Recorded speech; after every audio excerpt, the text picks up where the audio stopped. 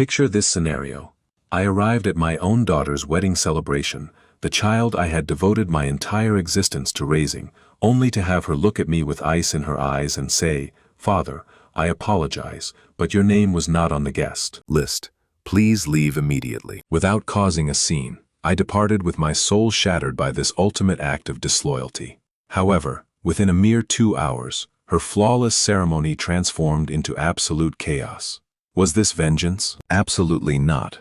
This was simply the natural consequences of her actions. Before continuing, kindly subscribe to this channel and tell us your location in the comments section below. The crystal champagne flute tumbled from my grasp and shattered against the marble flooring like scattered diamonds, each fragment catching the horrified expression on my daughter's face. "Father, why have you come here?" Emily's words sliced through the sophisticated murmur of the assembled guests. Her bridal gown, the very one I had spent $12,000 purchasing, swished as she retreated from me. "Your presence was not requested." I remained motionless at the grand entrance to the reception hall, still clutching the carefully wrapped present I had prepared myself. White roses shipped directly from Ecuador adorned every surface, their sweet scent mingling with costly perfumes and silent condemnation. The magnificent chandelier overhead threw prismatic light patterns across walls that had cost me 3 months of business revenue to secure. "My darling, this is your wedding celebration." My voice emerged weaker than I had intended. "I simply wanted to offer my congratulations to you both." Michael materialized at her side, his tuxedo impeccably fitted, his smile cutting like a blade of ice. "Mr. Clark, it appears there has been some confusion here." What confusion could there possibly be? I searched Emily's features for any trace of the little girl who once pleaded with me to push her swing higher into the sky. Emily shot a nervous glance at the onlookers observing our exchange. Women draped in expensive designer fashion murmured behind their sparkling glasses. Men wearing suits that cost thousands pretended to look elsewhere, while clearly absorbing every syllable. "This gathering is reserved for close relatives only," she stated, her tone strained with humiliation. Those words struck me like freezing water being thrown in my face. 28 years of reading bedtime tales, attending school performances, and sitting through dance competitions dissolved into that single, devastating phrase. 28 years of prioritizing her education savings over my own retirement security, her joy above my own well-being. "I financed this entire event, Emily." The statement came out measured, matter of fact. "Every single blossom, every dinner plate, the gown you are wearing right now." Michael's expression hardened. "Wealth cannot purchase refinement, sir." "Michael speaks the truth," Emily breathed, refusing to meet my gaze. "This has nothing to do with finances. This concerns belonging. You simply cannot comprehend the caliber of individuals present here." The meaning was crystal clear to me. Laborers who constructed their mansions were not welcome at their social functions. The man who had given up everything so his daughter could enter their exclusive world had fulfilled his purpose.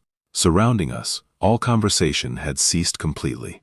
A photographer lowered his equipment. The hired musicians continued playing, oblivious to the confrontation happening before their elegant performance. I comprehend the situation.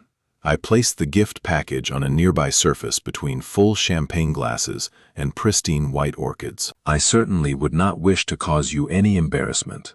Father, please do not make this situation more difficult than necessary." I examined her features one final time, memorizing the face I had kissed goodnight for 18 consecutive years. Her mother's emerald eyes, now frigid as polished stone. The smile I had labored extra shifts to straighten with orthodontic work, now directed away from me. "You make a valid point," I replied softly. "My presence here is inappropriate." The journey to the exit seemed to stretch endlessly. Designer footwear clicked against marble surfaces. Hushed discussions resumed in my wake. Someone produced a shrill, artificial laugh. My work boots, specially polished for this occasion, felt like lead weights against the immaculate flooring. Outside, the spring breeze filled my lungs like liberation. The parking area spread before me, populated with expensive automobiles I could never purchase. My old pickup sat isolated in the distant corner, occupying its proper position in their universe. I retrieved my mobile phone, my fingers remarkably steady given the circumstances. A quarter-century of constructing my company from absolutely nothing had instilled patience in me. A quarter-century of devotion to an ungrateful child had revealed the genuine meaning of loyalty. The screen illuminated with unanswered calls from my attorney regarding a property matter. I scrolled past them, searching for a different contact. One I had not dialed in months, yet suddenly required desperately. My finger hovered above the contact listing. First National Bank, Business Services. Within that reception hall, my daughter was celebrating her fresh start without me. Outside, I was preparing to begin my own journey without her. The telephone rang just once before a representative answered. The heavy entrance doors sealed behind me with the permanence of a vault being locked. Wedding melodies diminished to faint echoes as I traversed the asphalt toward my vehicle, each footfall more purposeful than the previous one. The present remained on their table, forsaken like everything else I had provided them. The March wind carried hints of approaching rainfall. Ominous clouds accumulated above the venue's ornate architecture, throwing shadows across luxury automobiles worth more than most residential properties. My boots scraped against loose gravel as I approached the truck, keys already prepared in my hand. Inside the cabin, quietude enveloped me like protective armor. The dashboard clock displayed 3:47 in the afternoon. Sufficient time before banks concluded Saturday operations. Sufficient time to place several critical telephone calls. I navigated through my contacts until locating my target. First National Bank. Business Services materialized on the display. My finger paused for precisely 3 seconds before initiating the call. First National. Patricia speaking. How may I help you today? Patricia, this is James Clark. Account reference number 7794512. I require immediate stop payment orders on multiple authorized transactions. Certainly, Mr. Clark. Allow me to access your account information. Could you please verify your social security number along with your mother's maiden name? Routine protocol. I supplied the requested details while observing guests entering through the venue's main doorway. Women in silk ensembles. Men adjusting costly accessories. None of them aware of what was about to transpire. Thank you for that verification. I can see several substantial transactions from today's date. Which specific ones concern you? Every payment connected to this wedding event. The venue reservation, catering arrangements, floral decorations, photography services, musical entertainment. Each category emerged from my memory like a detailed inventory. Execution must happen without delay. Sir, these represent considerable sums. Are you absolutely certain you wish to halt all these payments? Entirely certain. Circumstances have fundamentally changed. The sound of keyboard activity filled the brief pause. I will need verification codes for any transaction exceeding $10,000. I recited the authorization sequences from memory. 25 years of managing a construction enterprise had trained me to retain every significant figure. Every contract specification. Every payment confirmation. The stop payment orders are now active. Confirmation reference numbers are currently being generated. Is there anything additional I can assist with? That address is the banking matters. Thank you, Patricia. The following call went to Spokane's most prestigious catering service, the identical company Emily had demanded despite their exorbitant pricing. Elegant Affairs Catering, Marcus speaking. Marcus, this is James Clark, calling regarding the Anderson wedding reception, currently in progress. Ah yes, Mr. Clark. Everything is proceeding magnificently. The attendees are absolutely praising our appetizer selections. Unfortunately, a financial complication has emerged. Payment authorization has been withdrawn. You will want to safeguard your equipment and remaining food provisions. A lengthy silence followed. Then, I apologize. Could you clarify what exactly you mean? The banking institution has reversed payment on your service agreement. Effective this moment. I recommend you protect your business assets. However, we are currently in the middle of active service. The primary course has not even been delivered yet. That represents unfortunate timing. My tone remained professional, detached. You might consider discussing alternative payment options with the wedding couple. Marcus terminated the call without further comment. Intelligent decision. The forest responded after 2 rings. Bellingham Blooms. This is Susan. James Clark here. Concerning the Anderson wedding floral arrangements. Mr. Clark, the displays look absolutely magnificent. The bride expressed complete satisfaction with the orchid selections. A payment complication has arisen. Banking authorization has been revoked. You will need to retrieve your arrangements if you hope to recover any investment value. Retrieve them, but they have been incorporated throughout the entire venue design. Commerce operates on certain principles, Susan. I would suggest acting swiftly. 3 additional calls proceeded similarly. Photography team, string quartet, even the table linen rental service. Each conversation followed an identical progression: courteous professionalism, then mounting alarm, then hurried disconnections as service providers rushed to protect their business interests. My phone displayed 4:15 in the afternoon when the final conversation concluded. Through the windshield, I observed a white catering vehicle approaching the venue's service entrance. Marcus, presumably, arriving to salvage whatever remained possible. Within that ballroom, Emily was likely still welcoming guests, blissfully ignorant that her immaculate wedding was moments away from becoming an extraordinarily costly education. Michael was probably engaged in discussion with his father's associates, secure in his perceived superiority over ordinary working-class people. Neither of them grasped what they had genuinely forfeited today. I engaged the ignition and guided my truck from the parking space. Driving deliberately past the venue's primary entrance, through expansive windows I glimpsed the celebration underway. Crystal vessels raised in celebration, sophisticated figures gliding across gleaming floors, all of it about to transform dramatically. My phone vibrated with an incoming call. Emily's number appeared on the display. I permitted it to continue ringing. The dashboard clock showed 4:20 in the afternoon when the initial service vehicle arrived. Bellingham blooms displayed in flowing script across white panels. Susan occupied the driver's seat with 2 workers riding alongside.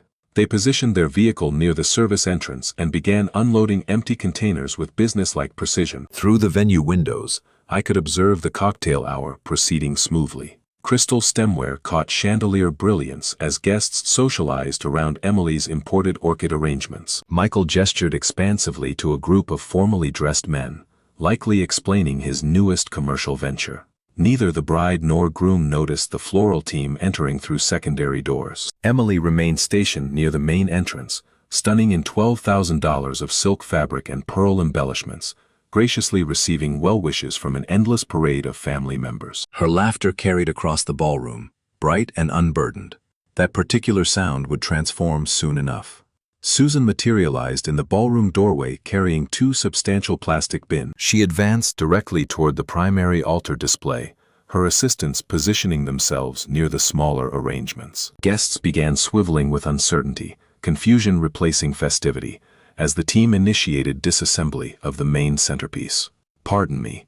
Emily approached Susan with the rehearsed smile of someone accustomed to directing household staff. "We are currently conducting our reception. Whatever matter requires attention can certainly wait until afterward." Susan straightened her posture, grasping a collection of white orchids. "Madam, I am Susan from Bellingham Blooms. Payment authorization for these arrangements was cancelled 40 minutes ago. I must recover our merchandise." Emily's smile wavered but remained fixed. "That cannot possibly be accurate. Everything was settled weeks in advance. The account holder, James Clark, contacted us personally. All payments have been terminated." Susan proceeded to remove flowers with detached professionalism.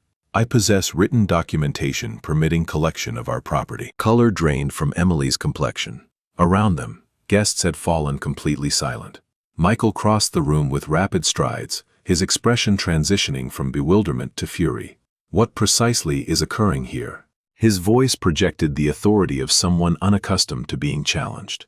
"Payment complications, sir. We are retrieving unpaid inventory." Susan's assistant commenced wrapping the altarpiece in protective material. "This is completely intolerable." Michael's face flushed crimson. "Connect me with your supervisor immediately." "I am the supervisor, and our contract explicitly states that canceled payments void our service obligations." Susan signaled her team, who began gathering table centerpieces as guests watched in stunned disbelief. The elegant affairs catering vehicle arrived outside as Susan's crew continued their methodical removal process. Marcus emerged accompanied by 3 staff members, their expressions stern with determination.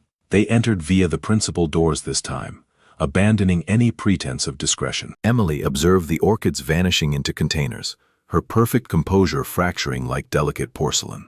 "There must be some error. My father would never." He could not. "Madam, we must discontinue food service immediately." Marcus approached bearing documentation in hand. Payment authorization was revoked at 4:15. "We are contractually required to protect our equipment and remaining supplies." Michael positioned himself between Marcus and Emily, his voice escalating. "This is my wedding celebration. You cannot simply terminate service during an active event." "Sir, we absolutely can and must." When payment authorization becomes invalidated, standard protocol demands immediate asset protection.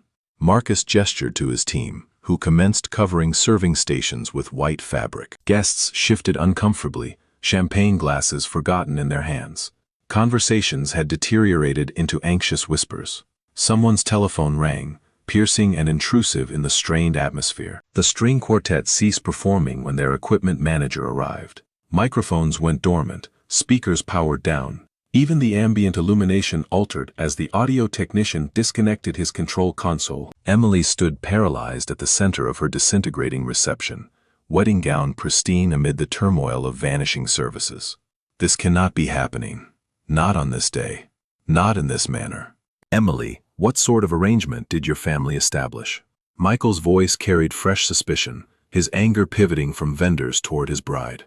"I have no explanation. Everything was supposed to be managed properly." Her voice fractured with the initial signs of genuine terror.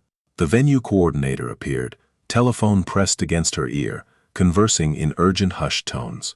She approached Emily with visible hesitation. "Mrs. Anderson, I have just concluded a call with our accounting department. Every payment for today's event originated from a single account belonging to James Clark.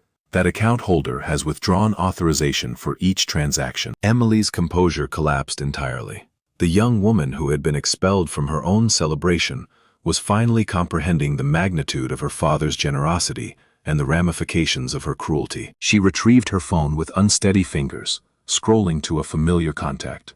Outside in the parking area, my phone commenced ringing. My phone pulsed against the dashboard, Emily's name illuminating the screen. Through the windshield, I could distinguish her form in the venue doorway, telephone pressed to her ear with frantic urgency. I chose not to answer, not quite yet. 25 years of loving that woman had culminated in this moment. 25 years of believing that sacrifice would cultivate character rather than corrupt it. She was merely 3 when her mother passed away. Cancer claimed Sarah across 6 devastating months, leaving me with an infant who asked for mommy every sunrise and sunset. I could have remarried promptly, located someone to assist with raising her. Instead, I chose to become everything Emily required on my own. "Daddy, will you read me another story?" She had asked at age 5, nestled against my chest in her pink nightclothes. I had already completed 3 books, faced an early morning conference with prospective investors. But her emerald eyes, Sarah's eyes, held such complete trust. "Certainly, sweetheart, Daddy always has time for you." That transformed into my guiding philosophy. James Clark always possessed time for Emily, and resources, and whatever she required for happiness. Private academy tuition consumed half my quarterly earnings when she reached 8. The finest education available, I reassured myself, drafting checks that meant fewer business expansions, reduced personal budgets. Emily embraced me when I informed her about Riverside Academy. "Thank you, Daddy. I will study extremely diligently and make you proud." She did indeed study diligently. Perfect grades throughout elementary school. School performances where I occupied the front row, my construction-roughened hands applauding more enthusiastically than any other parent. Emily would locate me afterward, radiating accomplishment. "Did you observe me remembering all my dialogue, Daddy? I was thinking about you throughout the entire performance." Secondary school altered everything. Riverside Academy meant affluent classmates with trust accounts and vacation properties. Emily began recognizing distinctions. Her 16th birthday celebration cost more than most people's automobiles. A luxury vehicle in the driveway, professional catering services, designer decorations.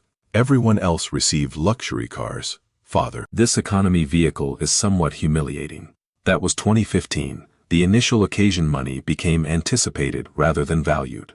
I should have identified that warning indicator. University expenses nearly derailed the business expansion I had been strategizing.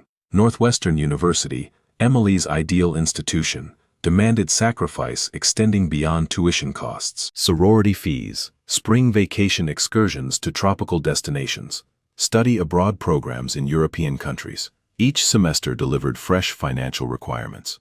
Father, I require $3,000 for the business fraternity excursion. It is essential for professional connections. Telephone conversations became transaction requests. Visits home diminished to holidays exclusively. When Emily did telephone, discussion lasted precisely long enough to explain why she required funds and how rapidly she needed them transferred.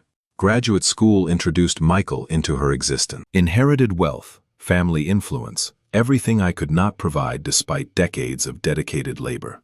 Emily commenced making observations about my appearance at family functions. Could you perhaps wear something other than those work boots when you visit?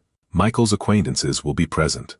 The woman who once thanked me for bedtime stories now felt embarrassed by the man who had furnished everything she ever desired. Achievement in construction meant nothing to her new social network. Building the enterprise that financed her lifestyle rendered me unsuitable for her lifestyle. The previous Christmas, she had introduced me to Michael's parents as Emily's father, who operates a modest company. Modest company, 25 years of constructing Clark Construction from nothing, employing 60 workers, generating sufficient income to support her privileged existence. Diminished to modest company. Father, we need to discuss wedding finances. Michael's family maintains certain expectations for the ceremony. Not, thank you for offering assistance. Not, we would appreciate your contribution. Simply, expectations. As though my lifetime achievement existed solely to satisfy her social requirements. The wedding preparation meetings resembled corporate negotiations. Emily presented spreadsheets. Michael contributed opinions regarding cost optimization. Neither recognized that every line item represented months of my labor. Flowers imported from South America. Champagne that cost more per bottle than my employees earned daily. A gown worth more than most people's monthly housing payment. This is not about money, Father. This concerns quality. Michael's family recognizes quality. Quality that my money purchased, but my presence diminished. The very success that enabled their dream celebration made me too common to attend it.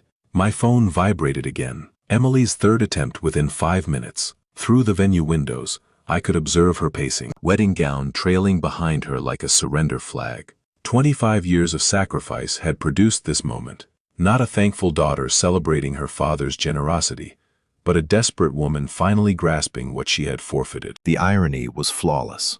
The affection that had spoiled her would now demonstrate its true worth. I reached toward the phone. Time to respond. The engine hummed softly as I departed the parking area. Emily's frantic silhouette shrinking in my rearview mirror. Her phone glowed like a signal beacon in the approaching twilight, calling me for the 7th time in 10 minutes. Each ring felt intentional, measured. My schedule, not hers. The drive home required 20 minutes through Spokane's Saturday evening traffic. 20 minutes observing my phone illuminate with Emily's name. Each call more desperate than the preceding one. By the time I reached my driveway, she had deposited 4 voice messages. I listened to them while sitting in my garage. Engine silenced. Garage door descending behind me like a curtain concluding the day's opening act. Voice message 1. Father, something has malfunctioned with the payments. There has been an error. Return my call immediately. Voice message 2. This is no longer amusing. The vendors are confiscating everything. People are watching. Just call me back. Voice message 3. Please, Father, I cannot comprehend what is occurring. Michael's family is asking questions I cannot address. Voice message 4. Her voice breaking. I need you. Please answer. Please. The phone rang again as I concluded the 4th message. Emily's name materialized on the screen, accompanied by a photograph from her university graduation. The final occasion she had embraced me without requiring funds first. I answered after the 5th ring. Greetings, Emily. Father, finally. What have you done? How could you demolish my wedding? Her voice carried pure terror now, none of the controlled dismissal from earlier that afternoon. Excellent. Terror indicated awareness. Awareness represented the initial step toward comprehension. I demolished nothing, I stated, maintaining my voice steady. I merely discontinued paying for things. You cannot simply discontinue. This is my wedding day. There are 60 people here questioning why the flowers have vanished and why dinner service ceased. From where are you calling? The hotel. We were required to relocate. The venue coordinator indicated we needed to resolve the outstanding bills before remaining. So they had been requested to depart. That explained the echo in her voice, the absence of wedding music in the background. Emily, I require you to listen carefully. When did you last express gratitude to me for anything? Pardon? Father, this is not the appropriate moment for sermons. I need you to telephone these vendors and resolve this disaster. Answer my question. When did you last express genuine appreciation for my financial support? Silence extended between us. In the background, I could perceive Michael's voice, sharp with exasperation. I cannot recall specific instances, but I have always been appreciative. You understand that. Actually, I do not understand that. What I understand is that 3 hours ago, you informed me I did not belong at your wedding. A wedding I funded completely. I did not intend it that way. I was stressed. Wedding day anxiety. Her voice shifted, adopting the coaxing tone she had perfected during university when requesting funds for vacation travel. Father, please, I will compensate for this. We can discuss everything later, but right now, I need you to authorize the payments so we can salvage what remains of the reception. What remains? The cake survives. Some guests remain present. The photographer is waiting to see if we can negotiate something. And what precisely do you intend to use for payment? Another pause.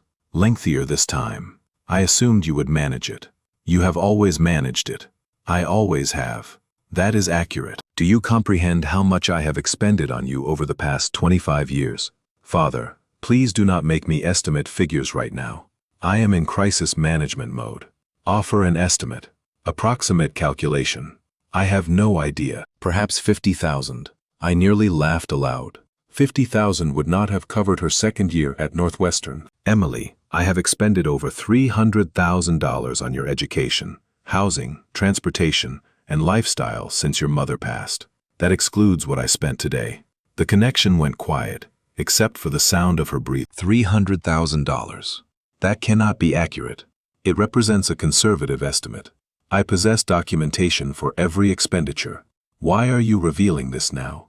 Because you never inquired. In 25 years, you never once asked about the cost of your lifestyle or expressed concern about the burden it imposed on me. Burden? I am your daughter. Yes, you are. And I loved you sufficiently to sacrifice everything for your happiness. The question is, what have you sacrificed for mine? Michael's voice intensified in the background. She covered the phone momentarily, their muffled dispute barely audible. Father, Michael's family is extremely upset. They are posing questions about our finances. They want to know how we will compensate for this. That is a matter between you and your husband. But I lack that kind of money. You know I lack it. Then perhaps the time has arrived for you to learn to earn it. The silence that followed persisted nearly 30 seconds. What do you want from me? I want you to comprehend what you discarded this afternoon when you dismissed the man who made your entire lifestyle possible. I comprehend now. I was wrong. Can we repair this? We shall see. I am reviewing our entire financial relationship. There will be documentation. We will discuss this properly. When I am prepared. I terminated the call and powered off my phone. Through my kitchen window, I could observe the lights of Spokane beginning to sparkle in the distance. Emily was somewhere out there, confronting her first night of financial independence. The education was merely commencing. Warm illumination from my desk lamp cast familiar shadows across 25 years of meticulous documentation. Filing cabinets lined one wall of my home office like guardians protecting secrets Emily had never bothered to inquire about.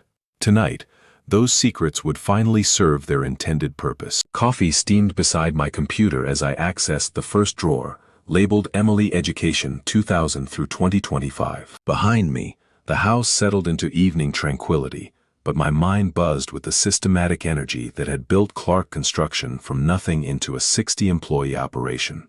This was not revenge. This was an accounting. First folder, Riverside Academy. 12 years of private school tuition. Each payment documented with banking transfers and semester records. $8,000 annually in 2008, climbing to $12,000 by graduation. The mathematics were sobering. $126,000 for elementary and secondary education alone. I created a new spreadsheet, fingers moving automatically across the keyboard. Column headings, date, description, amount, category, cumulative total. 25 years of fatherhood reduced to data entries and formulas. The Northwestern University folder came next, thicker than the others, bulging with dormitory contracts, meal plan agreements, study abroad program fees. Tuition alone totaled $52,000 annually for 4 years. Room and board contributed another $15,000 yearly. Spring vacation in a tropical destination during her junior year cost $3,500. Summer in Italy during her art history phase totaled $8,200. Essential for my education, father, she had claimed about Italy. This is how people in my program establish connections. Page by page, receipt by receipt, the figures accumulated. Northwestern total came to $284,000. 4 years of university cost more than most people earned in 5 years of employment. The transportation folder revealed its own patterns. First automobile at 16 totaled $18,000. Reliable economy car that she complained about within 6 months. Everyone else drives luxury vehicles. Second car at 19 cost $28,000. Third car at 25. Because Michael's friends drove luxury sport utility vehicles. Each automobile came with insurance premiums, maintenance expenses, and registration fees that Emily never witnessed. Hidden costs that devoted fathers absorbed without comment. My phone buzzed. Emily's name appeared on the screen again. I allowed it to continue ringing, adding another entry to my spreadsheet. Phone, latest smartphone model, 1209. Technology. The living expenses folder contained the darkest revelations. Post-graduation apartment in an upscale neighborhood. $2,800 monthly rent for 3 years. Credit card payments when her spending exceeded the generous allowance I provided, averaging $1,500 monthly for 2 years. Designer clothing purchases, spa treatments, vacation trips with friends whose parents funded similar lifestyles. The totals grew like compound interest.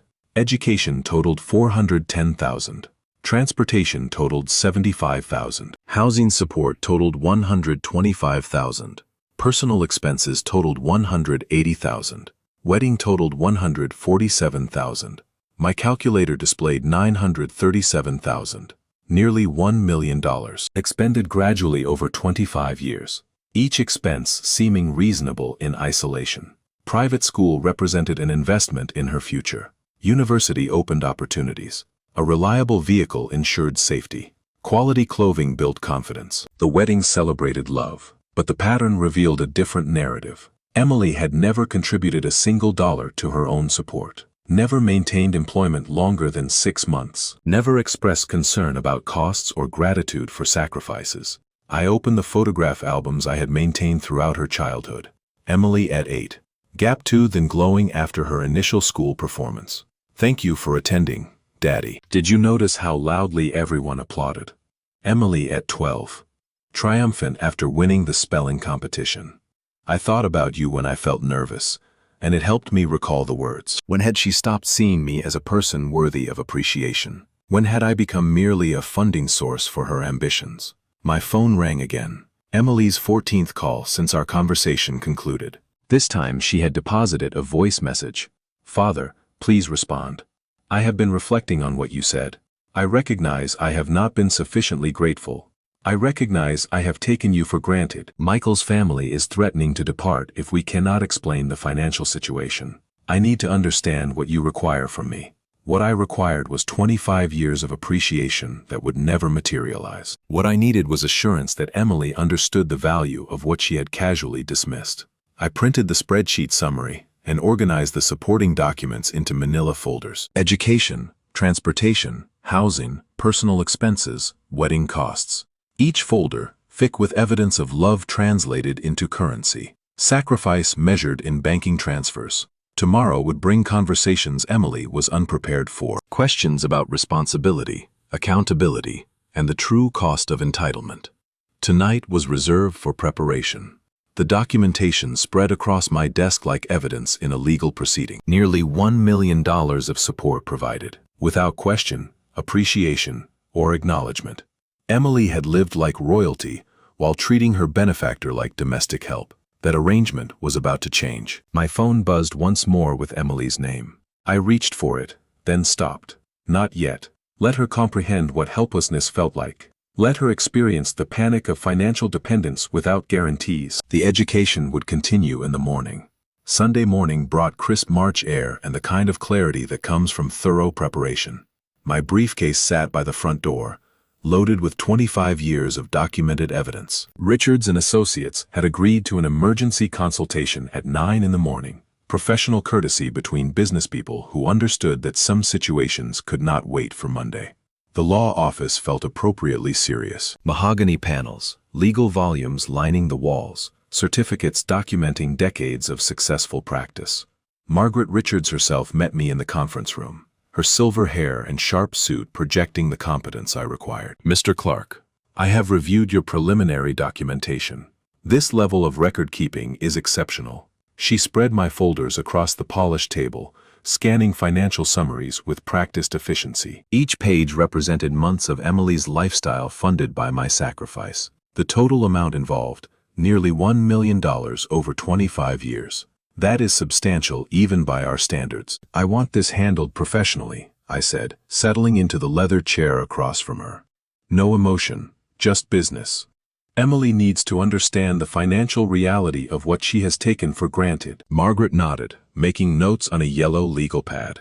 The documentation supports either gift reclassification or promissory note establishment. Given the pattern of escalating demands without reciprocal responsibility, we have multiple recovery options. She outlined the strategy with surgical precision. Formal demand letter requesting full repayment within 30 days. Detailed accounting of all expenditures with supporting evidence. Clear timeline for response and negotiation. Professional consequences for non-compliance. This approach transforms a family dispute into a business transaction, much cleaner for everyone involved. By 11 in the morning, the documents were prepared. Official letterhead, formal language, serious implications. The demand was straightforward. $937,000 repayment within 30 days or legal proceedings would commence. We will arrange courier delivery this afternoon. Signature required. Creating official record of receipt. I drove home with copies of everything. Satisfaction mixing with sadness for the necessity of such measures. Emily had created this situation through years of entitlement. I was simply providing the consequences she had never faced. At exactly 2:15 in the afternoon, my phone rang. The courier service confirming delivery to the Spokane Grand Hotel, room 1247. Signed receipt by Emily Clark Anderson. The formal process had begun. I imagined Emily's confusion when the hotel desk called about a legal delivery. Her assumption it was vendor-related paperwork. Michael taking charge as the responsible husband, breaking the official seal with typical arrogance. Then reading. Comprehension dawning slowly. The phone started ringing at 2:47 in the afternoon. Emily's name flashing repeatedly on my screen. I let each call go to voicemail, each message more desperate than the last. Message 1. Father, what is this legal document? This cannot be serious. Message 2. $900,000. That is impossible. You never said these were loans. Message 3. Please call back. Michael's family is asking questions I cannot answer. Message 4.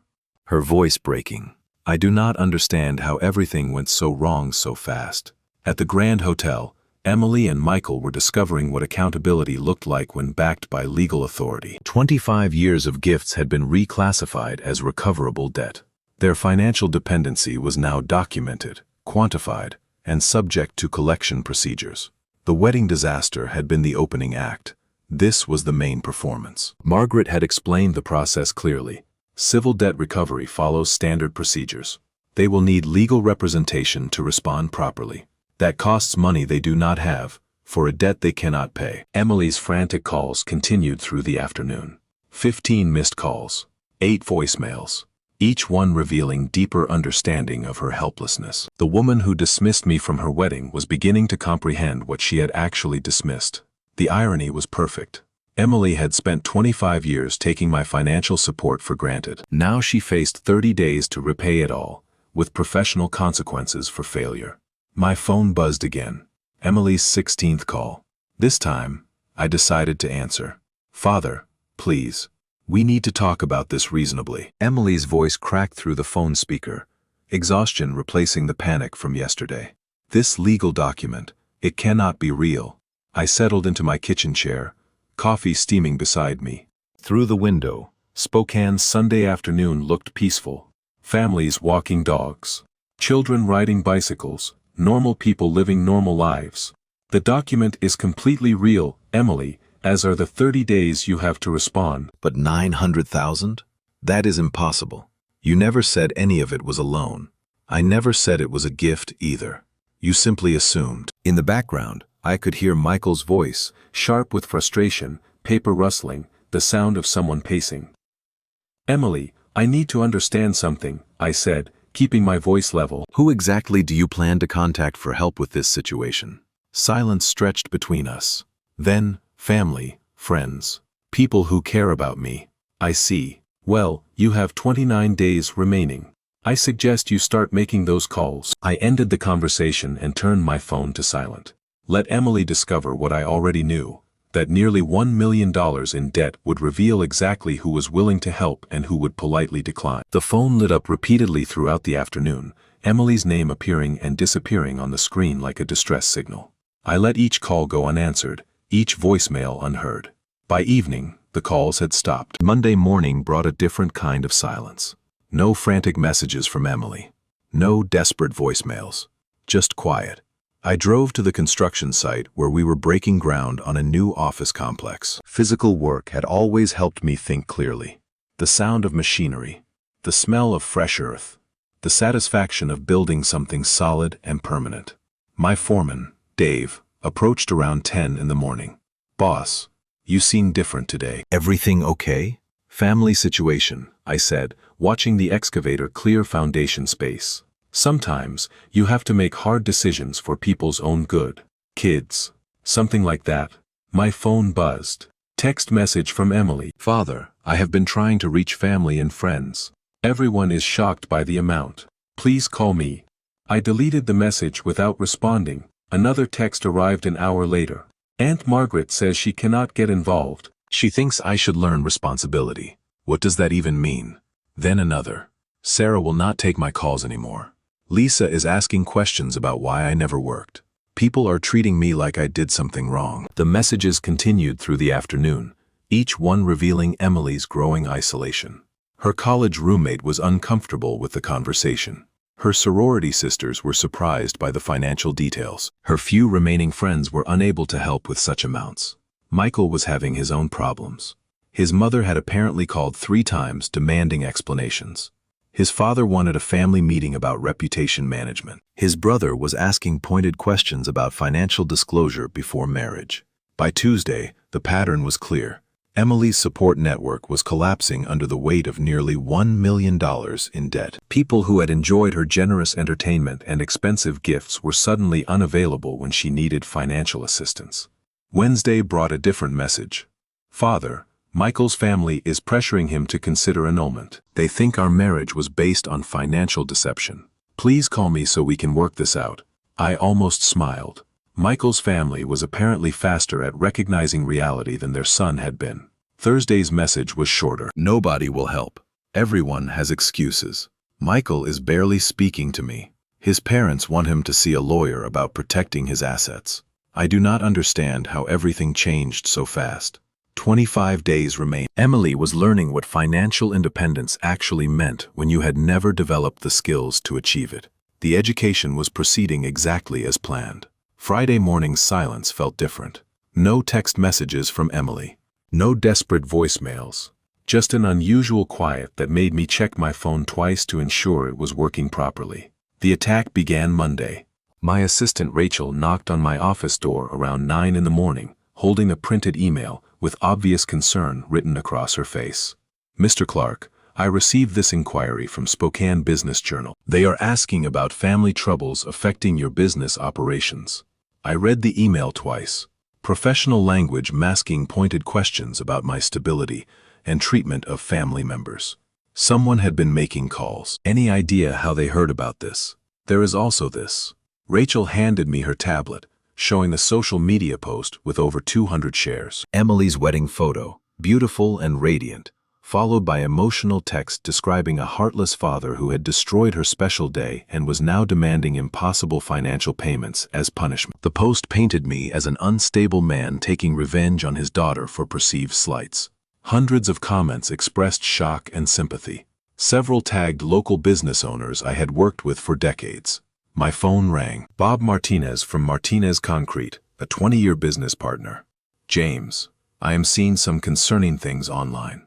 People are saying you are having issues with your daughter's wedding expenses. Bob, there is documentation that tells a very different story.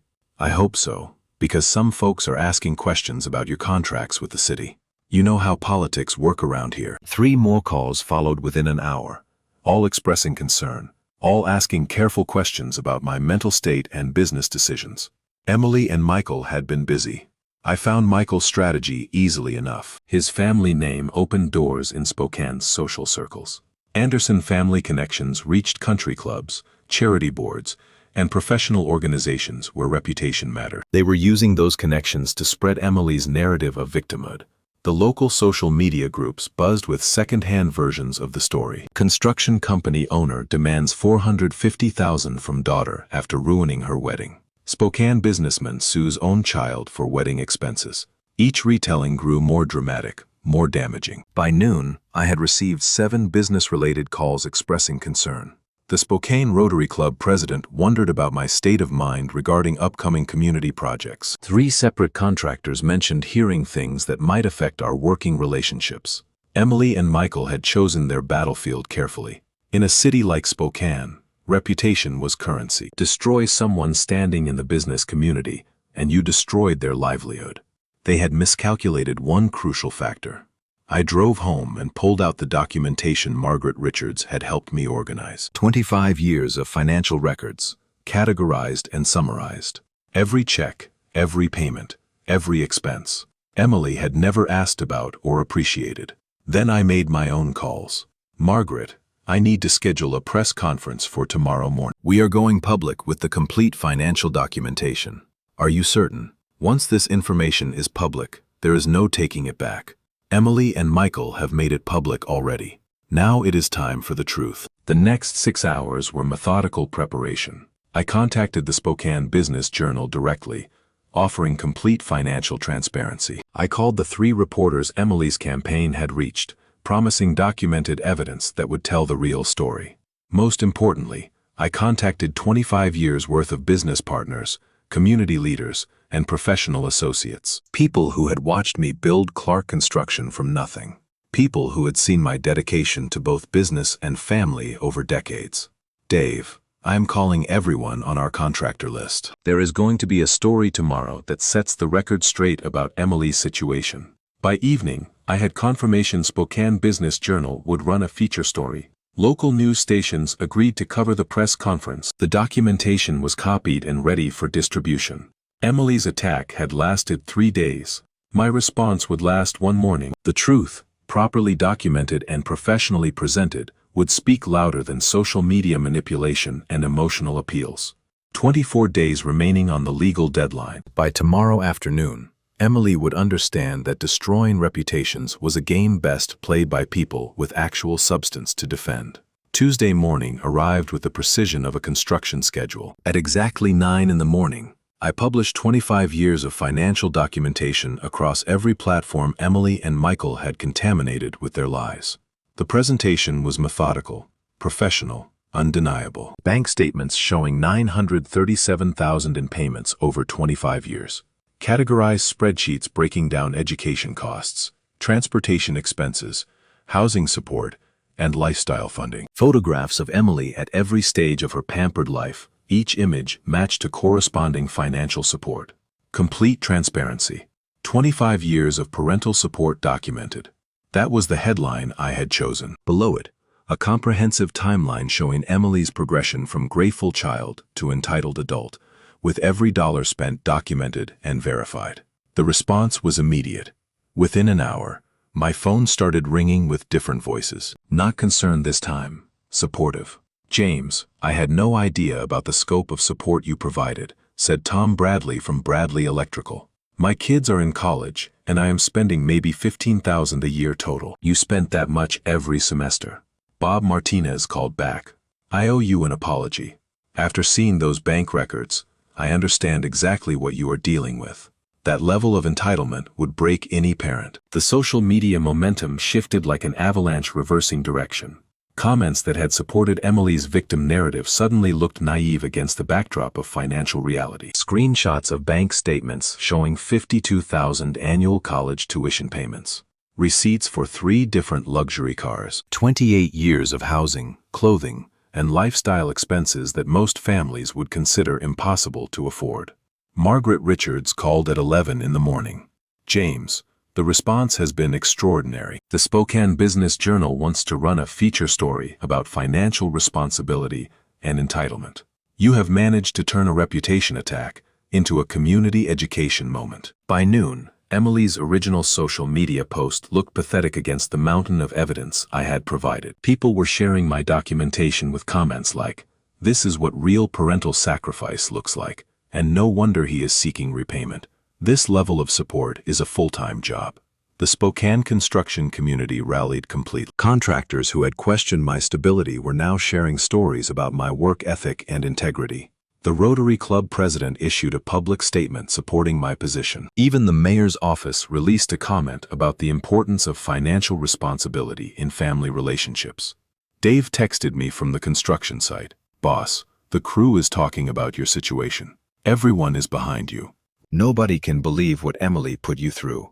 Local news stations picked up the story as a human interest piece about parental sacrifice and accountability.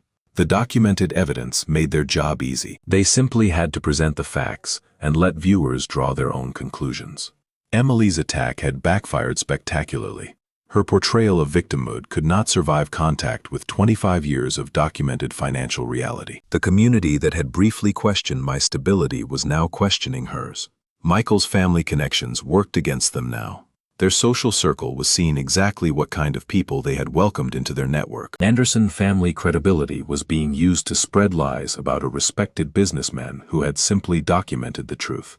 By evening, the narrative had completely reversed. Emily and Michael were not victims of a cruel father. They were entitled individuals who had attacked a generous parent when he finally set boundaries. The documentation told a story that emotional manipulation could not counter. Every bank statement was a chapter in 25 years of sacrifice. Every receipt was evidence of love that had been taken for granted. My phone buzzed with a text from Emily. "Father, please take down those financial records. People are saying terrible things about us." I deleted the message without responding. 23 days remaining. The education was nearly complete. Michael's phone rang at 6:47 Wednesday morning, jolting both of us from uneasy sleep. The hotel room felt smaller with each passing hour, filled with the weight of social media catastrophe and mounting financial pressure. "Michael, this is your father." The voice carried through the phone speaker with unmistakable authority. "We need to talk immediately." Emily watched Michael's face drain of color as he listened to demands she could not quite hear. His responses were clipped, defensive. "Yes, I understand the implications." "No, I did not know about the extent of documentation. The situation is more complicated than we anticipated." The conversation lasted 12 minutes. When Michael hung up, he stared at the phone for a long moment before speaking. "My family wants me home.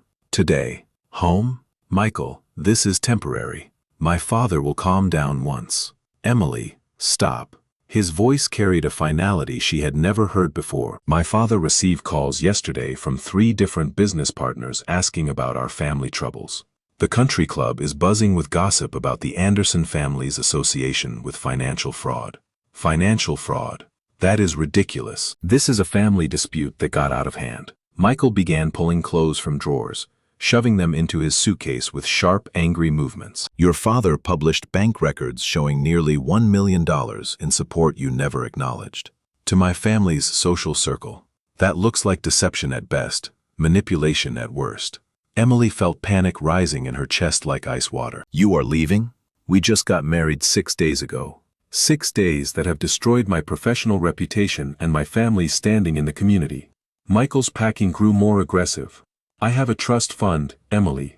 Business prospects. A future that depends on maintaining certain relationships. What about our relationship? What about our marriage vows? Michael stopped packing and looked at her directly for the first time since the phone call. What marriage? You brought me into a financial disaster without warning. Your father is demanding almost $1 million in repayment, and you have no way to pay it. My family lawyer says I need to protect myself from potential liability. Liability? I am your wife. You are a financial burden with no assets and massive debt. The words hit Emily like physical blows. My family cannot afford to be associated with this level of scandal. Emily's phone, silent for days, suddenly buzzed with a text from Michael's mother. Emily, dear, Michael needs to come home, family obligations, you understand. The politeness made it worse somehow. Even Michael's mother, who had praised Emily's grace and beauty at the wedding, was cutting ties with surgical precision. Michael, please, we can work through this together. My father is angry, but he loves me. This will blow over. Emily, look around. Michael gestured at her laptop, still open to devastating social media comments. This is not blowing over. Your father published financial records going back 25 years. People are calling you a trust fund baby who never worked a day in her life. They are right. The accusation stung because it was accurate. Emily had never held a job longer than 6 months, had never contributed financially to her own support, had never questioned where a comfortable lifestyle originated. I was being a daughter. Daughters are supposed to be supported by their fathers. Not to the tune of nearly $1 million over 25 years without any gratitude or reciprocation. Michael zipped his suitcase closed. My family operates in circles where people contribute to society. They build businesses, support charities, create value. What have you ever created besides expenses? Emily felt something breaking inside her chest. Not just her marriage, but her understanding of herself and her place in the world. Where will I go? I do not have money for the hotel. My credit cards are maxed. Everyone has stopped talking to me. Michael paused at the door, his hand on the handle. Call your father, apologize. Accept responsibility. Maybe he will help you figure out how to become an actual adult. Michael, please do not leave me alone. Emily, I have been alone in this marriage since it started. You never contributed anything except expectations and expenses. His voice softened slightly. Maybe losing everything will teach you something your father's money never could. The door closed behind him with devastating finality. Emily stared at the hotel room that suddenly felt vast and empty. Her wedding dress still hung in the closet, a reminder of 6 days that had destroyed her entire life. No husband, no family support, no friends, no money. For the first time in 28 years, Emily Clark Anderson was completely alone. She picked up her phone and scrolled to a number she had not called since that first desperate Saturday. Her father's contact information appeared on the screen like a lifeline she was not sure she deserved to grasp. 22 days remaining to find almost $1 million she did not have. To rebuild relationships she had destroyed. To become someone she had never been before. The phone rang once before a familiar voice answered. Greetings, Emily. His voice carried none of the warmth I had grown up with, but no cruelty either. Just calm acknowledgement that his daughter was finally calling after losing everything. Father. The word came out broken, barely above a whisper. I do not know where to start. Start with the truth. Do you understand what happened this week? I stared at the hotel room around me, at Michael's absence, at my laptop screen still showing hundreds of comments condemning my behavior. The weight of 28 years of thoughtless entitlement crashed down like a collapsed building. I lost everything. My husband left me this morning. His family cut me off completely. I do not have money for tonight's hotel bill. My voice cracked. Everyone hates me. Do you understand why? The question hung in the air like a challenge. For 28 years, I had blamed others for my problems, made excuses, found someone else responsible for every consequence. Not this time. Because I treated you like a bank account instead of a person. Because I never appreciated what you sacrificed for me. Because I was selfish and entitled and cruel. Silence stretched between us. I could hear him breathing, considering my words. Continue. I saw the financial records you published. 900,000 over 25 years. I never asked where the money came from. Never thanked you properly. Never thought about what you were giving up to provide for me. Tears came freely now. The first genuine tears I had cried since this began. I dismissed you from my own wedding. A wedding you paid for entirely. What else? I tried to destroy your reputation when you stood up to me. I lied about you on social media. I got Michael's family to spread rumors about your character. The admissions felt like removing poison from an infected wound. I became everything wrong with spoiled children who never grow up. Emily. His voice softened slightly. Do you remember when you were 8? After your mother died. You hugged me every night and told me I was the best daddy in the world. I remember. I wanted to give you everything because I loved you, but somewhere along the way, giving you everything became the reason you stopped loving me back. I never stopped loving you, Father. I stopped showing it. I stopped being grateful. I stopped being a daughter and became a consumer. What do you want from me now? The question terrified me because I understood it was not just about immediate help. It was about what kind of relationship we could have going forward. I want to earn your respect. I want to become the daughter you deserve to have. I want to learn how to be an adult who contributes instead of just taking. I wiped my eyes with the back of my hand. But first, I need help surviving long enough to prove I can change. What kind of help? I need enough money to stay in the hotel for 1 more week while I find a job. Any job. I need a chance to prove I can support myself. Emily, if I help you this time, there will be conditions. Anything. You will find employment within 2 weeks. I do not care if it is cleaning offices or waiting tables. Pride is a luxury you can no longer afford. I understand. No financial requests for 6 months. You prove you can live on what you earn. Yes, we will talk once a week, but our conversations will be between 2 adults, not between a parent and dependent child. I want that.